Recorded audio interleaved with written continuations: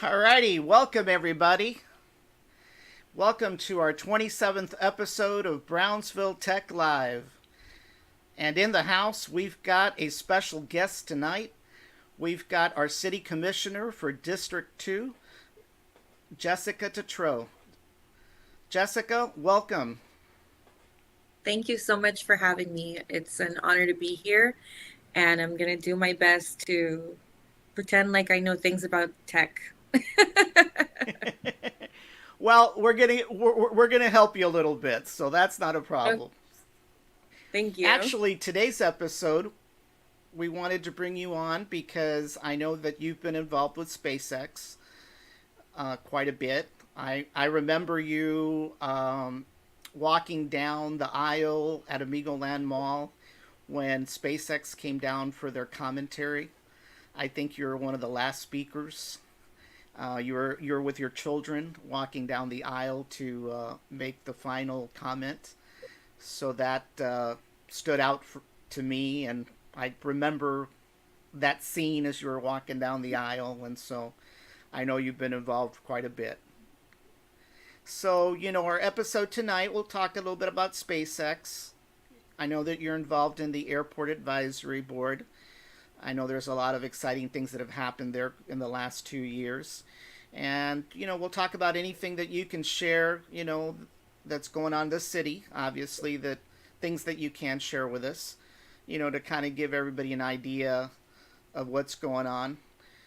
Unfortunately, around the city, we have a lot of negativity, a lot of people out there that, stir the pot and tend to be negative about things. So we can never get our leadership on to kind of, talk about, some of the positive things that are going on. And that's why we're here tonight. So to start off, Jessica, could you give us a little bit of background about yourself for the viewers? Who you are, where you from, how long have you served in the city commission and things like that? Sure. So I turned 39 the day after tomorrow. And congratulations. Thank you. Born and raised here in Brownsville. I've lived here my entire life. I grew up here, went to BISD, went on to, back in the day, it was UTB. I know, I told you how old I am, so it used to be UTB.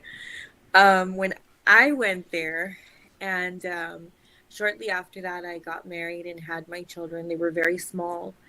And back in the day, and they say back in the day, like 15, 16 years ago, there were very limited options, for jobs, and it was very hard. It was a different Brownsville than it is now. And I just remember how hard it was to survive. And I was raising my children here. They were very, very small.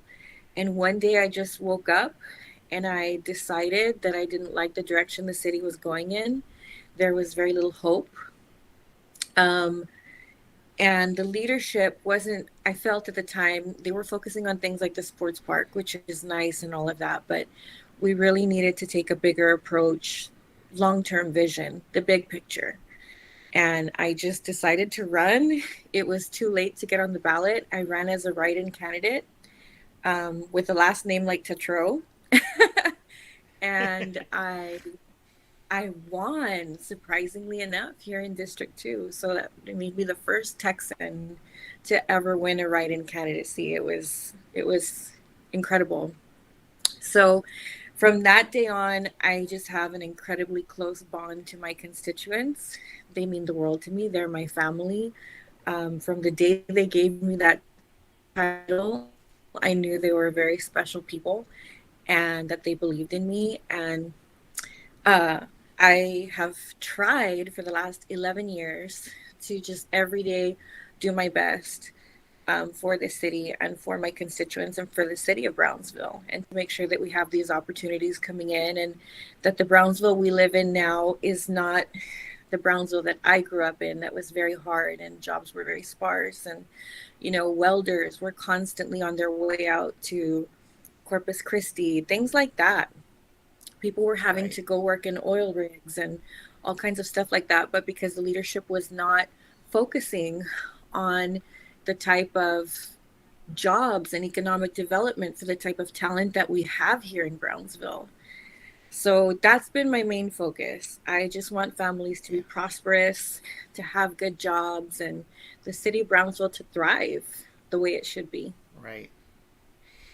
Well, I tell you what, I'm slightly older than you, and I do remember the Brownsville that you're talking about.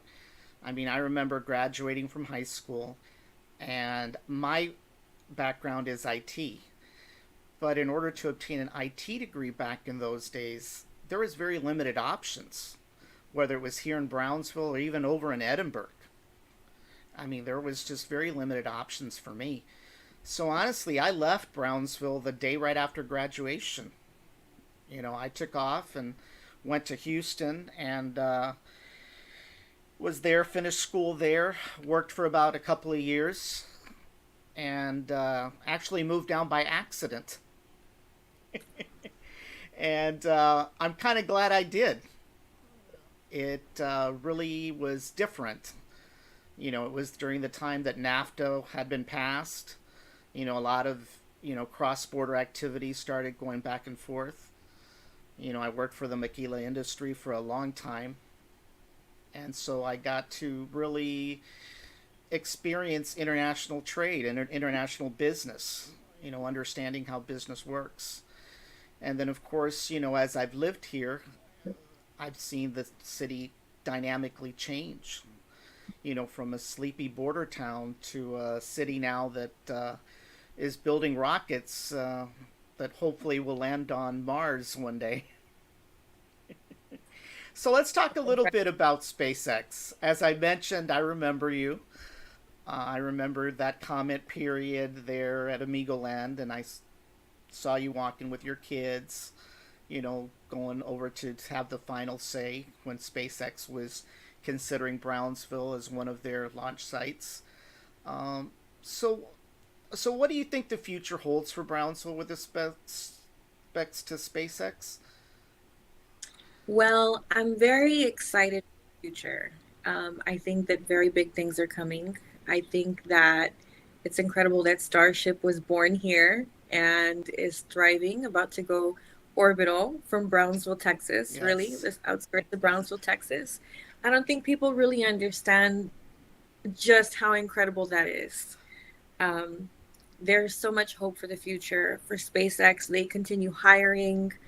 I mean, I think they're almost at like 2,000 direct employees. But you have to remember Wow. just how many contractors, how many indirect jobs that they've created. So we can just Right. continue hoping that they continue ramping up. And just, Yeah. I think there's a really bright there. Well, that's one of the things that I know that I try to argue and sometimes discuss with people that are obviously not in agreement with me. I'll be very honest with you. I'm very I'm very unapologetic when it comes to SpaceX. I'm a big supporter of SpaceX ever since they announced in 2013, and I believe you're right. There is a misunderstanding out there with regards to the positives. As someone who's worked in the maquila in the industry, I've seen firsthand how a manufacturer attracts, suppliers who supply raw materials and products to build products. And that's the same thing with SpaceX. If we are to become a launch facility, then that's going to bring a whole level of dynamics that we've never seen before. I tell people logistics is going to change. Instead of having these non air conditioned warehouses that are dirty and dusty, we're going to need warehouses that have climate control, that are going to have dust free, operations. That means more workers, you know. So I think there is a trickle down effect, you know. And we are seeing it, yeah. I'm going to tell you a side funny story about the warehouses, just like you mentioned. We have a group of warehouses out by the airport, right, that have been vacant for many, many years, if not used clothing. I Right, mean, that's the council that we grew up in. Hager leaving us in an empty warehouse. right. Very few things would work, right? And so, I mean, I shouldn't be saying this story, but I'll tell you because it's funny because you just brought it up. But I remember it's not SpaceX related, but there was a company that wanted to come in and use one of them, right? And it's city property. Mm-hmm. And so we're sitting in this meeting and they come back in very embarrassed. They went to go show the warehouse and a piece of the roof was missing. And there was a dog that was deceased in the building. And so it was so embarrassing. I was but that was the state of our warehouses now back Yeah, then. And now we have this 500,000 square foot building um, being occupied by SpaceX. And it's attracting right. all of these other contractors and suppliers around it. So it's a wonderful thing. Yeah, yeah, no, I remember what you're talking about. I was actually involved in some tech projects in some of those warehouses down there where the SpaceX warehouses, and excuse me, my dog is over there. Give me a second. You heard the story about the dog. Oh, yeah, yeah, hold on one second. Hold on one second.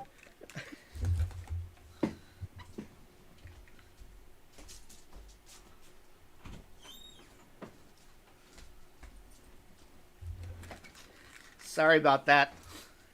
No He gets problem. jealous. I have three dogs, Oh, and I they all do vie for too. my attention. Yeah, so I remember, working on some IT projects. That warehouse that SpaceX has there on Les Malden, I think. And then I remember the Hager warehouse. We were looking to occupy that, so we had a few. I know some of those conditions of the warehouses are kind of like yikes. Missing pieces of roof. When it rains, there's more water inside the building than there is outside. So they were in really bad condition. And now we're out of space because everything is occupied and running very, very well. So Yeah, yeah, it's a tremendous blessing to have them here. yeah. One of the things that I know a few weeks back, people were talking about, whether SpaceX was going to get the license or not get the license. Obviously, the fact of no finding, or I believe that's what it's called, was a positive thing for us. Do you think that you see any roadblocks to SpaceX moving forward? with launching at this point? I hope not. That was the big one. I think they still have to apply for a launch license or something like that. But the big one was the environmental impact study. And it was very important Right. that it was done correctly, that they took their time and, the findings came back. I was expecting it to be that because it was very similar to the first one that was done. The first one, I believe, took more than a year, several years. That was the big holdup. They announced they were coming, and then for a long time, nothing happened. But so, yeah, the environmental impact study this time showed very minimal impact. And they did have a few mitigations, 70, what was it, 75 mitigations, but they were 75, all very, correct. yeah, they were all very minor and things that are going to be great for the community. So I was happy with the results. Yeah. Yeah, that's one of the things that I felt that was pretty positive. I mean, the other bit of news that nobody seems to have mentioned, but I know that I caught on it, was that, Florida has told SpaceX that they are not going to allow them to use Launchpad 39A. And that was one of the big things. In fact, that was going to be the backup site. But it appears that because of the concern with respects to damage to Launch 39A that could happen, and of course, the other project, the Artemis project, being headed by the other space contractors, it looks like that's not going to be an option for SpaceX, which I guess is good news for us, you know. That's great So, for us. yeah, it is great for us. One of the things that I noticed is the interest that has been spurned by our local kids. You were out there in downtown a few weeks ago with Jack Yen, and the interest in robotics, the interest in space is something that we had not seen before, and it's So, incredible how these kids are being affected directly by SpaceX. yeah, it's incredible. So, back in the day when kids would take a field trip at BISD, they would go to the zoo.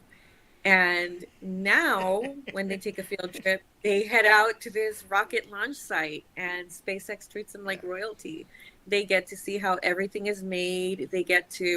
It's very inspiring. So, we have hundreds, if not thousands, of our local children that have gone out there and gotten the VIP tour of yeah, how everything is being made, and it's just incredible. So that effect after the field trips happen, you just have these kids that are just they're excited, they're ready to go to college, they want to find something that fits them so that they can come back and work at SpaceX. And it's incredible to see that type of yeah. hope didn't exist in Brownsville before. That type of excitement to stay home and stay close to your family was very rare before. So it's exciting to see just how many kids. That's the best thing about him. That's why we love him so much. They're so welcoming, especially to the younger generation, because they want them to go grow up and work there. So just this Well, one weekend, of the our things. Yeah, go ahead. Go ahead. sorry, just this weekend, our Parks and Recs kids, they usually stay there at the gym in the Parks and Rec. Well, they were invited for a field trip to SpaceX, and they were so excited. They were like, ma'am, are you the lady that helped bring SpaceX? And so just the excitement, and now they know. I don't know, they didn't know who I was before. I don't know. They're just appreciative to me now for that small role that I had, and I think that's so cool. Um, Yeah. but it's just exciting. Well, one of the things that I wanted to mention, and kudos to our workforce. I mean, who would have imagined 10 years ago that our welders, our local welders, would be welding rivets on these giant rockets? For a long time, when we thought of welders in the area, they worked out at Amphels, welding oil rigs and things like that. And there's nothing wrong with that. Don't, I'm not no way knocking that work.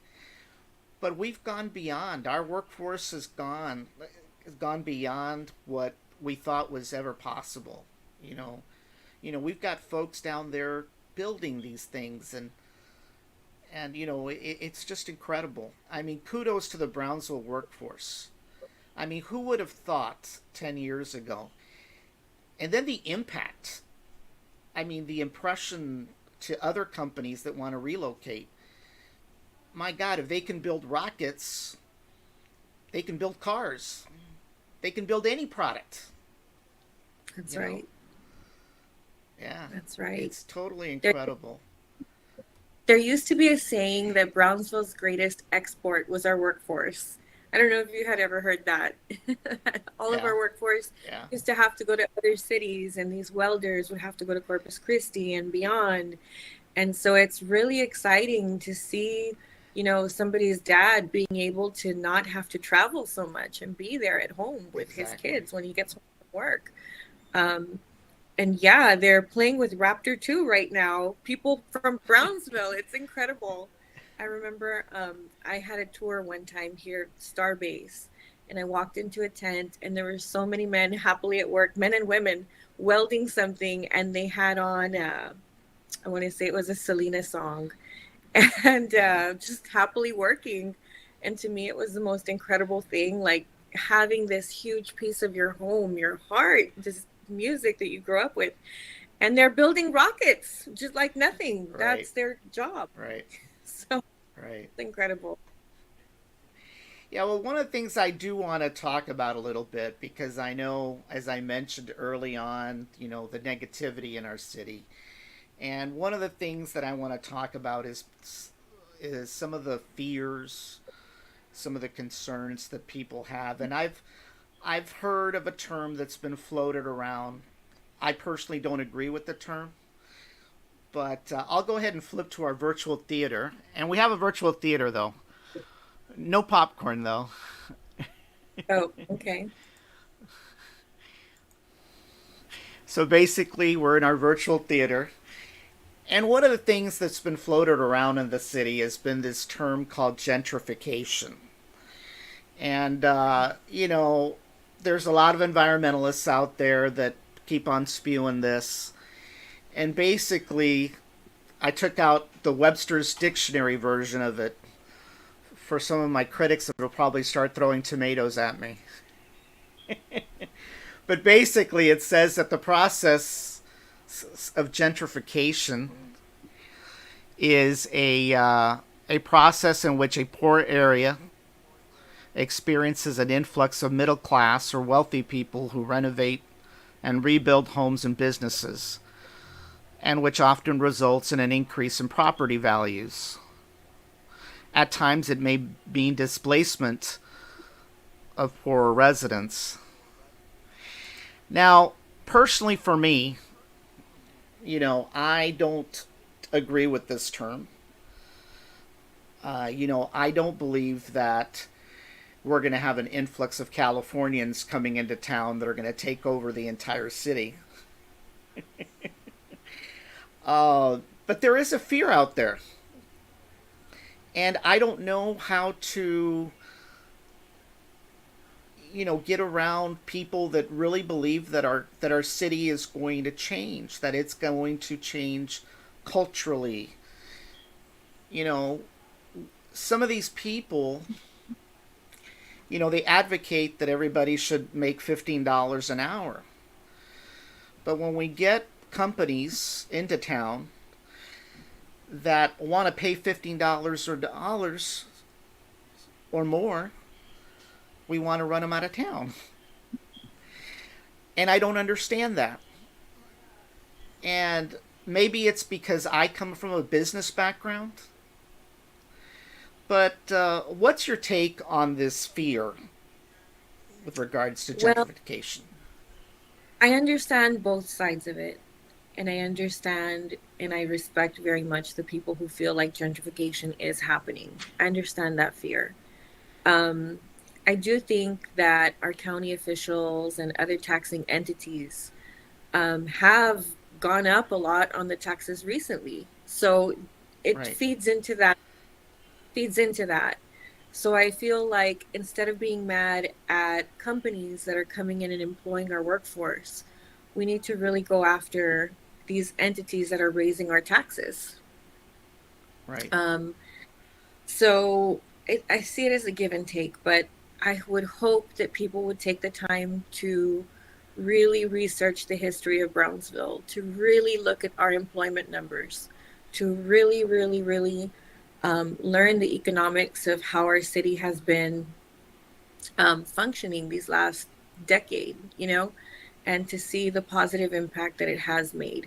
So, with every influx of positivity, you're going to have things that, change or whatnot. But if we're on top of it the right way, there are solutions.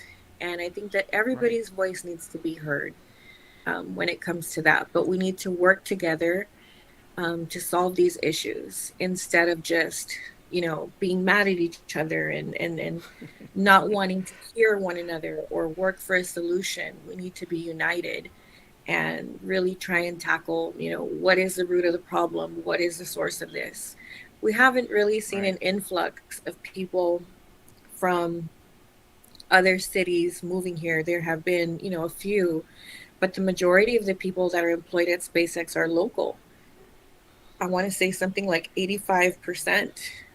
So, you know, that's a lot of people. That's hundreds of people in your town who are able to put food on their table, who have stable work, who are able to do nice things for their children, put them in extracurricular activities to, raise their families better.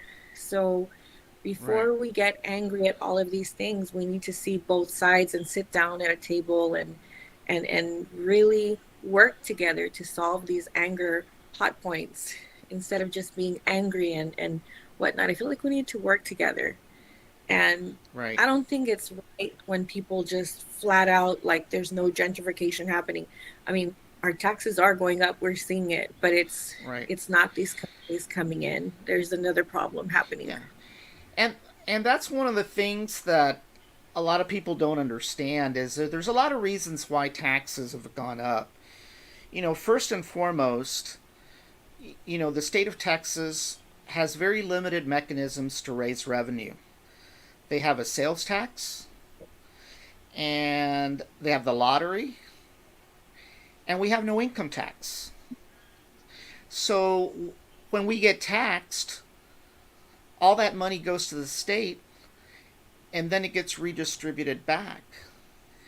So if there are amendments or propositions passed to lower taxes for certain brackets, whether you're a senior citizen or not, that's a loss of revenue.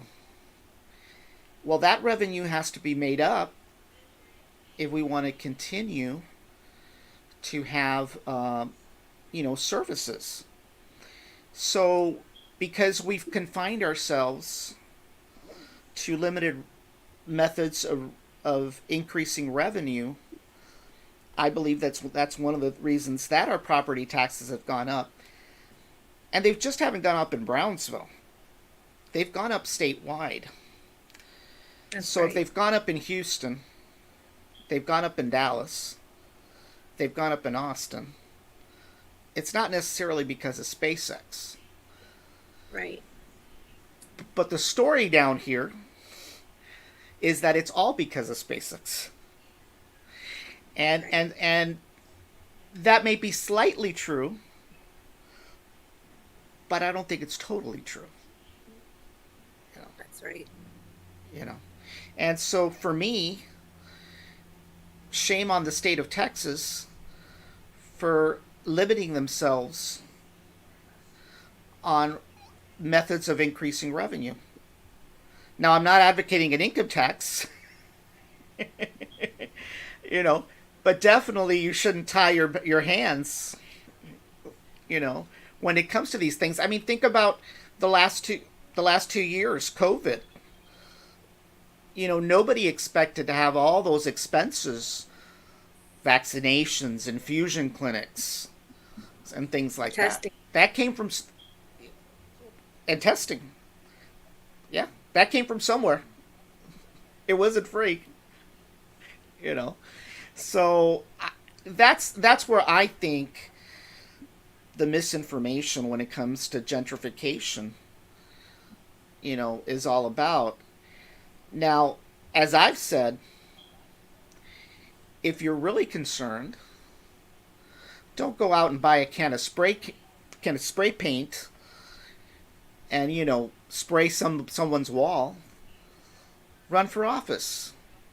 Make a difference. you know. Yeah. But that's just me. I'm all for protesting, but in the right way. But In the right way. I'm also a big advocate of sitting down and hashing out differences and trying to get to the root of the problem. If you're not Right. trying to solve your problems, what kind of situation are you creating? Right? So, Yeah. how I Yeah, it's, feel. it's like I told somebody the other day. I don't think there's anybody in this city or even in this planet that wants a dirty beach. I don't think any of us do. But there's methods that we all can come together and find solutions to create a balance between industry and the citizens. And I think we're gonna if we're gonna make this work, we've got to come to the table. That's You right. know, It's all balance and coming to the table and trying to work together. So, absolutely. So let's talk a little bit another area here. Um, the airport. make it an easy one. Okay. Let's talk about the airport. Oh, let me flip the image there. A beautiful Yeah, airport. what a beauty of a building. When we were designing it, there was actually a different design to begin with that looked like the Alamo, and they were so proud of Oh, it. I They were like, remember that design. "This is Texas," and I felt so bad for telling him how I really feel. How I really felt. I was like, "Why would you want your airport to look like the Alamo? Like, is that really good feng shui? Is that like a good By the thing?" way, we already And have an airport that looks like the Alamo. It's about where? 27 miles up. No offense to them, but I wanted something different. I wanted something futuristic. And so after a lot of complaining and whining, they finally did listen to me and Yeah, it wasn't just me. There was quite a few people that weren't happy with it. So after that, yeah, they came back to the table and they said, "Okay, let's design something." And they asked me if there was something that you wanted to see, what is this vision that you have? And I said, "The Jetsons." And somebody else said, yeah, "Waves." So you can kind of see the Jetsons in it, right? yeah. No, Absolutely. that was my request. I wanted it to look like the Yeah. Jetsons and very futuristic and a gift to future generations. Somewhere where it would be fun to Well, take off from. I remember the old design. I wasn't a fan of it. I even said the same word you did. It looks too much like the Alamo. And in fact, it was a replica of Santa Barbara, their airport. That's right. So, You're right. yeah. So And they definitely, it tried was not a design that I was thrilled. they tried everything. They were like, "Jessica, how about we let you design the entrance? How about we let you design a garden?" I was like, "I know you're just trying to make me be quiet, but I don't like it." so, Yeah. so yeah. So Well, it was kind we're of really it, out. fitting in a way because obviously SpaceX was rolling into town around the same time. So what a fitting design for a fitting era, you know. It's true. It's So true. I so think let's talk a little it's bit about the airport. We've got two airlines right now servicing the airport. I know there's a lot of people that are wondering whether we're ever going to get any ultra low cost carriers. And obviously if if y'all are in negotiations, you don't have to share anything, but I know it's difficult right now in the industry. The airlines are losing pilots. They don't have enough pilots. They're grounding aircraft. So that obviously means, cuts in flights to various cities. Um, do you think we'll ever be able to service a low cost carrier? Yes, I think. How can I say without saying too much? The answer is Don't yes. don't say. Just keep it a secret. Just keep it a secret. Yeah, yeah, they Surprise shouldn't us. tell me, keep secrets. Yeah, but the answer is yes. I think someday Yeah. we will. Now, I know that Harlingen, uh, probably a few months ago, with some fanfare, had Viva Aerobus come in, and it didn't work out. Do you think there's an opportunity to service an international market? Yes, I do think that we have that passenger, uh, that type of passenger volume. I do think it would be a great, maybe seasonal, maybe not year round, but something seasonal, something in the summer, something near the holidays. We do have the capacity. I think that would be great. But as we're seeing in the airline industry, it's just one of those industries that's been hit very, very hard. So the Mm-hmm. dynamic is not just the airport or our passenger volume. The dynamic is the airline having the capability to start a new operation somewhere and maintain it. And just with everything going on in COVID and, this next wave of COVID coming, who knows what's going to happen. So I think it's just a very unsure thing right now. But international travel, we definitely do have um, the demand for it. And I think we could carry the passenger. Um, Do, do I you have lost the any word. insight as to why Viva Aerobus just didn't make it? Was it because they were offering comparable service out of Reynosa? Actually, probably cheaper. I'm not sure, but it is a very competitive. We have three airports in the valley, so Yeah, it's a very competitive thing amongst each other, and it's unfortunate that they pulled their service from Harlingen. But yeah, again, I wouldn't say it's just Harlingen personally. I'd say the industry and each airline is facing a lot of hard decisions right now. yeah, So, you know, who's who's to know? yeah. Yeah, I keep on reading. I mean, every time you have a holiday, it seems like the airlines are canceling flights. People get abandoned, midway through their trip, you know. Yeah, And a lot of it is because of pilot shortages, yeah. you know. I mean, So I considered one hopefully, time being a pilot, but I don't think I could do that now. no. No, I get Um, too dizzy. I'd yeah. actually need a few drinks before hopping on the airplane. Yeah, I don't think you'd make a good pilot. A few drinks in. Welcome You'd be aboard. surprised how many Yeah. pilots do drink. Oh my goodness. Hopefully not mine. But yeah, But anyway. there's several fun facts about this airport that I can tell you. One of the really cool things that's like magic. You see the glass in the front. It looks Mm-hmm. like it's tinted, but it actually has an electronic device in it that, based on the amount of sunlight outside, the glass actually changes color. So it's pretty Oh, cool. wow. And if one of them goes out, the whole wall will be changing and one will just be, crystal clear. So there's a lot of really cool things in this airport, but that was one of my favorite things. It has magic glass covering it. Very Yeah. Jetsons. So yeah. Well, one of the And things now, that I recall from the mhm, old airport is the TSA check-in. It was a pain. yeah, definitely. That one lane. Uh, yeah. And I haven't been inside the airport, the new airport. So is there a lot of room in there in the TSA area I'll now? I'll give you a tour. Yes, no, there's up to 4 terminals that you can go through. It's always Uh staffed. huh. I mean, getting through is a very, very quick thing. Um, Yeah.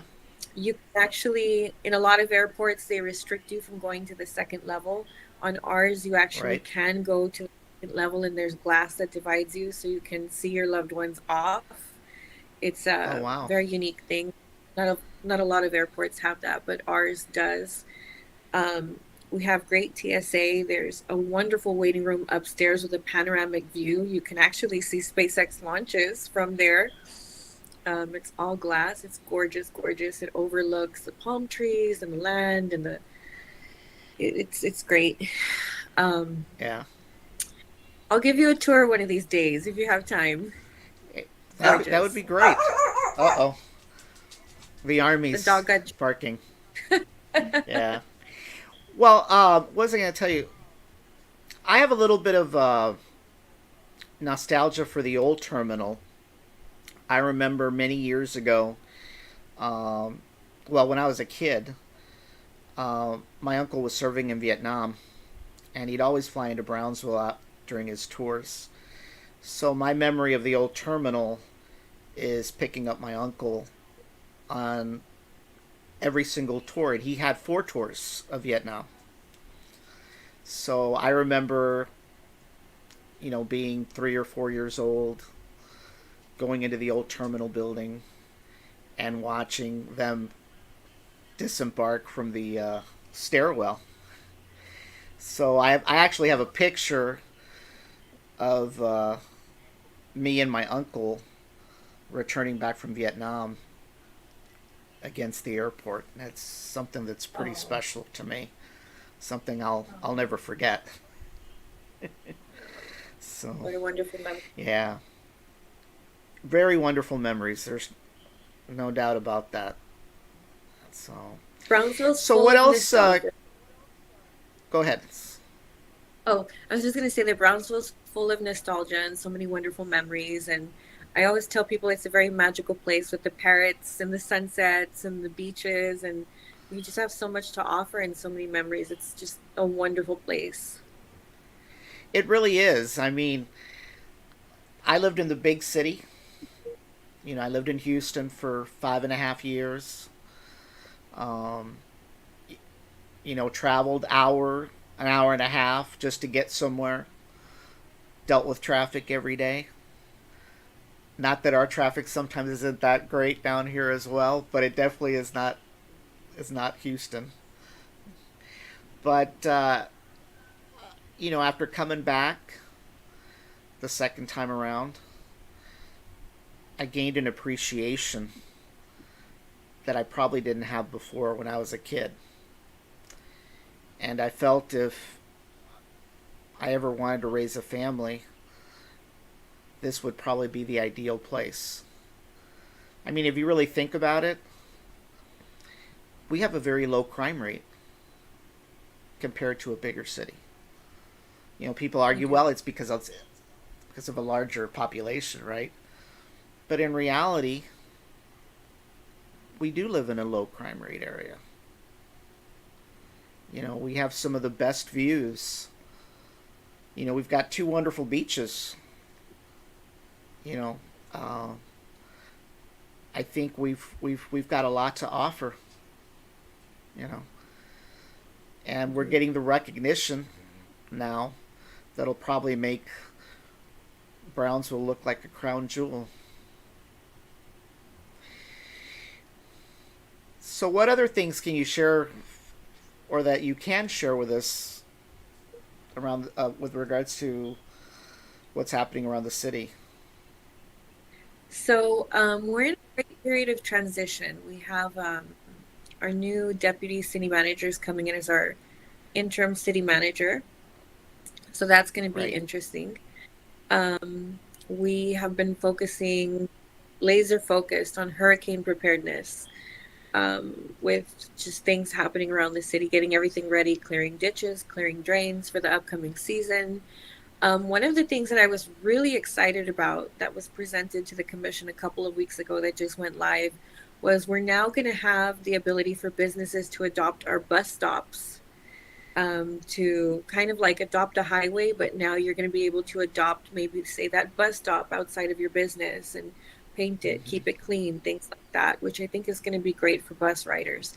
And the revenue generated for that will eventually go back into being able to buy more shelters, being able to invest more money in our transportation system. So I think that's really exciting. So if anybody out there wants to adopt a bus stop, reach out to our metro and see if you can find a good bus stop that you can take care of for us. Yeah. And Well, I so that's remember going on. as a kid, Mm-hmm. I was a teenager, and I actually worked at Bus one summer. They offered internships through the Job Training Partnership Act program, which was a program that was passed in the 1980s to create job opportunities for teenagers. And I got the opportunity to work at Bus in the Special Services Department. What that department did is provided bus services for the handicapped, the elderly, to move them around town, whether it was Mm-hmm. for medical reasons, whether it was taking them to go eat at the mall, and things like that. And that was an incredible 3 month job opportunity for me. I got to learn quite a bit, and I got an appreciation of the bus system and how lucky we are to have it. Not Mm-hmm. every city in the valley had a bus system. Brownsville has had one for a long time, you know. So, Yeah. So that's exciting. And then I guess the last thing yeah. that I would tell you is that main event is opening. So I get know. ready. It opens this weekend, right? It does. There's a soft opening happening right now. I didn't go, but Yeah. I'll be there with the public on Saturday or whatever day it opens. Yeah. Yeah, I know my daughter wants to go. So, I'm kind of excited about that. Yeah. But anyway, Jessica, well, I think we've already hit an hour. I promised you 35 minutes. Went by quick. Thank So, you. This is a go ahead. no, I was just going to say this is a fun show. It went by real quick. Now, I know that your term ends next year, right? Yes. Yeah, if you could share with us, you have any plans on any future offices?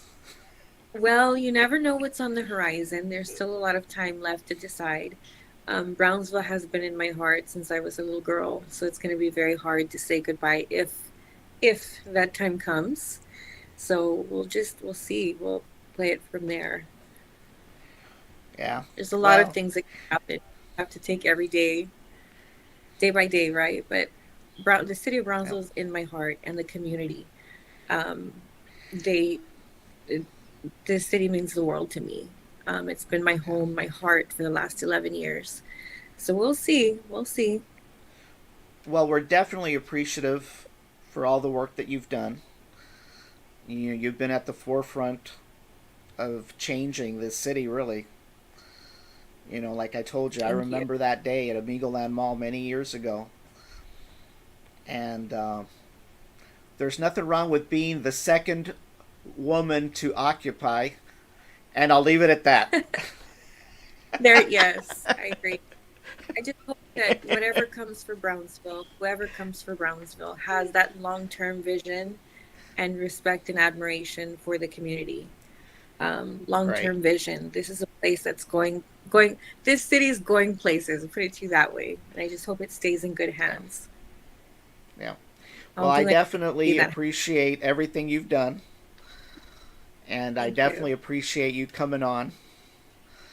I know this was not always easy to come on because you never get to know what kind of questions are going to be asked, but I promised you it was going to be you're going to have a good time.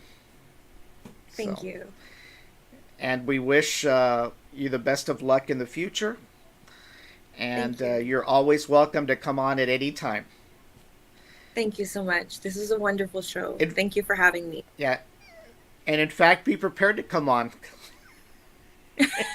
All We'll right. call you back. Okay, thank you. I'll be more than happy to come back. Alrighty. Well, everybody, this was our show today. I hope you found it very informative. A lot of exciting things happening around the city with our leadership, as well as things with SpaceX, the airport, things that are coming. Um, Stay tuned for next week. We'll have a new show. And Jessica, once again, thank you for being on. Thank you for By the way, if having you can me. stay a few minutes afterwards on. Sure. All right.